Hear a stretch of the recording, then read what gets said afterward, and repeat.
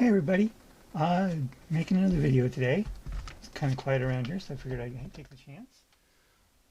So what you're looking at here is the Comic Mech Workshop. It's a model I've assembled years ago, of course, and this has kind of been sitting there. I did paint the barracks I bought. It's kind of put away, but the barracks are painted gray with a little bit of highlights. I decided to make changes up a little bit, and I'm base coating this metallic. The metallic I'm using is actually pretty good. It's folk art metallic gunmetal gray, and so far it's been doing a pretty good job of base coating this piece of terrain, and it's super cheap. So yeah, not too disappointed with this stuff. So I'm going to be working on painting this while I'm talking about the game I had last week. Unfortunately, I didn't get to play tonight because I didn't have any transportation. So I decided instead to talk about what I liked and what I didn't like about the last game. The first thing I realized just today is that I started the night with started the game with the Dakajet on the table. Apparently you're not supposed to do that. They're supposed to be in strategic reserves at the start of the game. Oh, that was my mistake.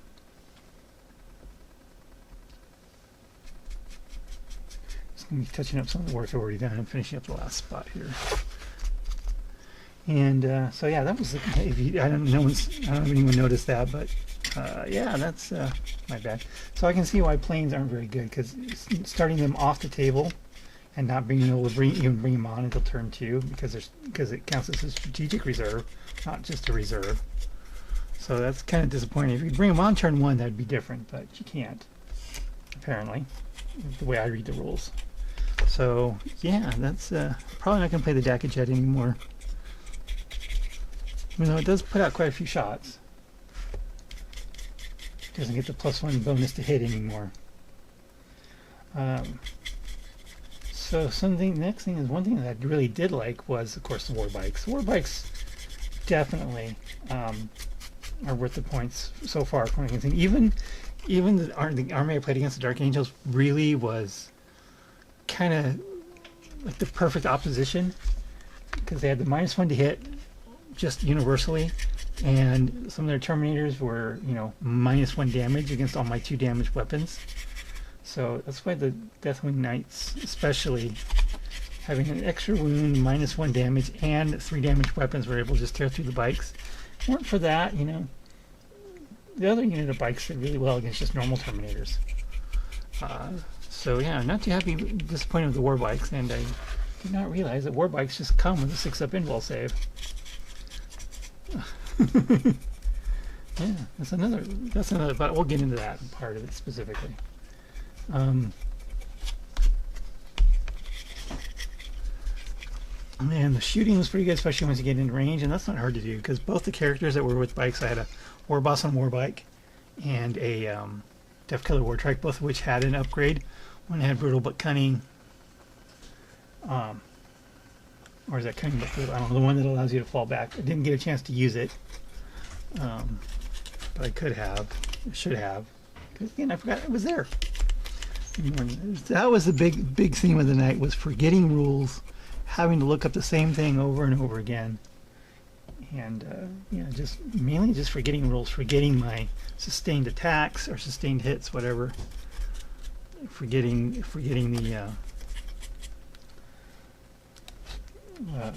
rerolls on the Ludas. Just forgetting rules was by far the most annoying part of playing that game. Even the turn 1, when I did play the Dakajet, I completely forgot to shoot it, so it didn't matter in the least anyway that it was on the table turn 1, because I forgot about it. So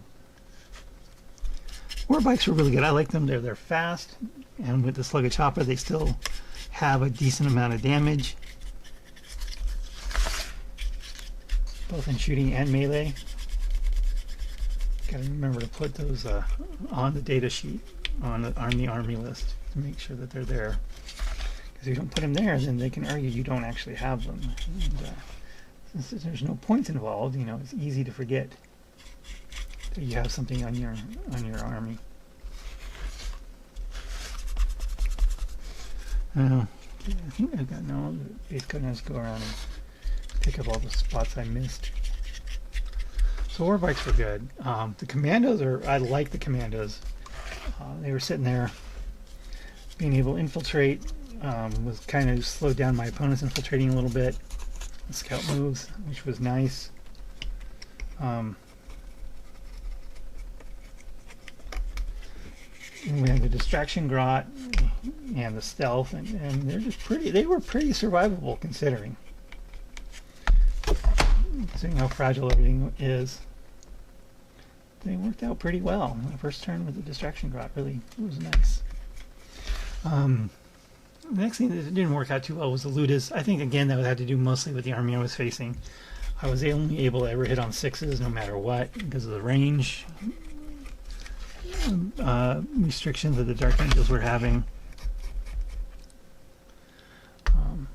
And again the -1 damage a lot of places didn't help either.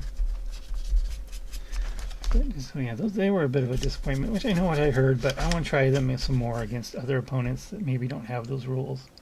I'll give that a try. But yeah, I'm not going to give up on the Ludus quite yet. But again, having to have the stupid spanner in there is such a bad rule. It was a bad rule in last edition, and it was a bad rule this edition. Yeah, so Ludus are still, jury's out on those guys. Let's see. The star of the show, though, was, of course, the Beast Boss on Squigosaur. That guy has so much survivability with the 4-up Feel No Pain and the 5-up Invol. I mean, it's just amazing. He's toughness 9, something like that. He doesn't do as much. I don't think he does as much damage as he did before, but he definitely can take a hit. That's for sure. He survived an entire couple rounds against a full squad of Terminators, and just tanked it like a pro. Yeah, so the Beast Boss and Squigosaur is definitely staying in the list. One thing that I really hated the entire game was Battle Shock. Battle Shock is just absolutely devastating because the orcs are so fragile and there's no way to mitigate it. It's because before you had rules that would mitigate, like mob rule or having the break-in heads, some way to mitigate your bad leadership with a little bit of extra work. But now there's just nothing, and no mob rule of any kind is just. It's just bad. Definitely miss being able to at least do something with leadership. Maybe quite not the old mob rule, because let's face it, having leadership 30 orc boys was pretty bad. I remember so many things. Like there was one psychic power the Eldar had that would compare their leadership to yours, and he would do wounds based on the difference after a dice roll. And the Eldar player goes, "What's your leadership?" I go, 30. I'll use this on your knob. What's his leadership? 30. Anyway, less reminiscing, more talking. So, yeah, the Battle Shock was kind of same couple turns where it just seems like you can't do anything for an entire turn because half your army is just standing around. They're picking their nose. This Battle Shock doesn't really have any, consequences other than not being able to do anything. It's not like they're running away like the old rules where they'd actually fall back towards your board edge. They're just like standing around stunned instead of actually trying to actively being afraid of something. And once you go below full half, you have to do that every turn, not just once. It's just bad. Flash kits were pretty good. I do like those. Now I'm pretty sure I did double check with a couple of people that when you're in a truck with the flash kits, they don't count as moving, or because the weapons become the truck weapons, they don't get the -1 to hit from moving heavy weapons. I don't know if that's true, but it seems kind of cheesy, but that's the way I played it because that's the way people told me to play it. And so having the flash kits in a truck was pretty good. Pretty good. Those guys worked out. Again, they were 2 damage weapons against -1 damage Terminators. Didn't do great, but I can definitely see the potential against other units that don't have that rule.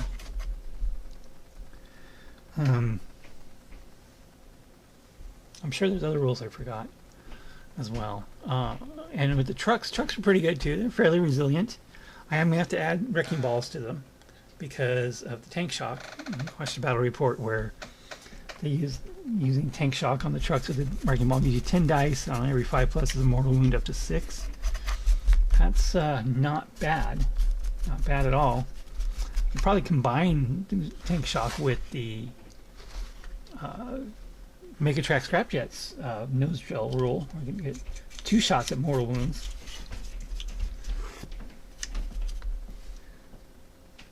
So yeah, that may be a bad use of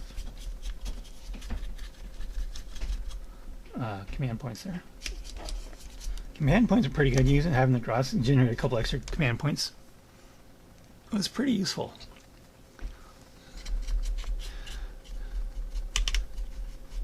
Now, the way I read the rule is that you can only generate 1 command point no matter how many units of Gretchen you have, right? The battle part is watching it didn't work that way, but it could be wrong. Well, one of these...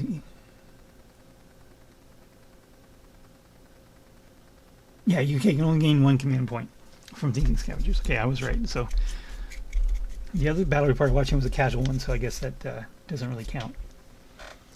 Okay, I think we've got this thing thoroughly base coated. I don't see any more gaps in it.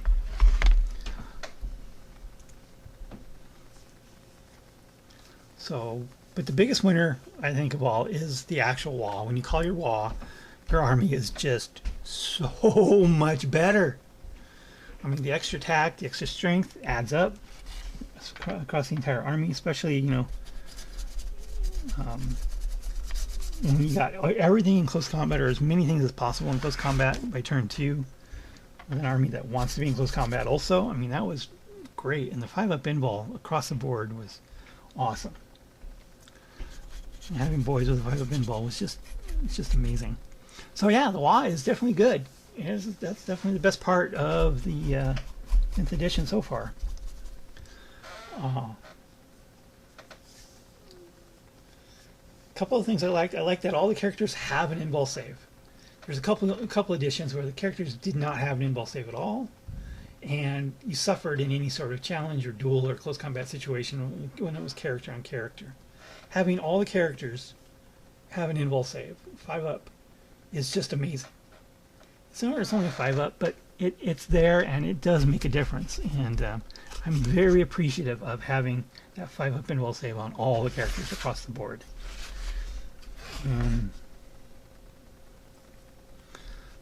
Yeah, that pretty much covers it. Let's see if I got, where are we at here? I can't see the screen.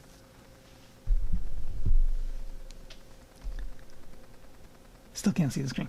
So yeah, I'm going to continue working on this mech shop. I got my knobs built, but unfortunately I ran out of primer. I have no primer, and I haven't been able to get to the store to get any. So the knobs are kind of on hold. Plus I still need 2 more to fill out the unit. And I have to go through my stuff and see if I have any. I still have the 5 Goff knobs I painted for data sheet a long time ago. The Goff knobs for what's the name of the guy with the squig model? I can't remember his name now all of a sudden.